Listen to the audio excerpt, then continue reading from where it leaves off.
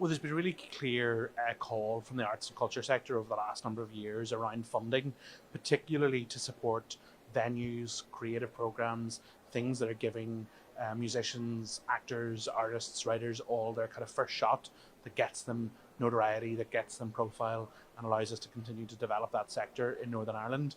The executive has failed fundamentally in terms of funding that. Bristol and Glasgow have both looked at different examples. One is a 1% charge on tickets, and the other is a £1 charge on tickets.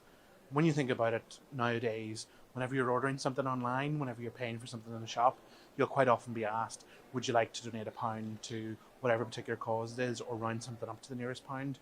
I'm not looking to put in a huge additional burden on anybody who's enjoying the culture or arts or music in this city, but what I want to do is ask the question, is this a way that we can start to support venues, programs, and in particular, young people who want to get involved in music?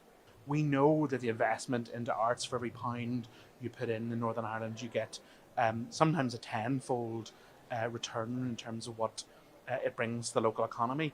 It's worth investing in. And if there's a way to do it that doesn't place a huge burden on people who are already investing and choosing to go to cultural events and to the music scene, then let's explore that.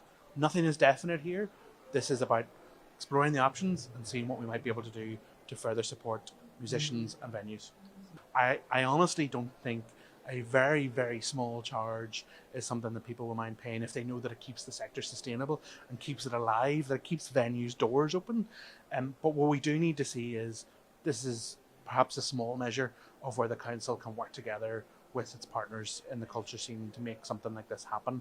We need to see the executive step up. We need to see the communities minister step up and invest in this sector and make sure the arts, culture and music continues to thrive.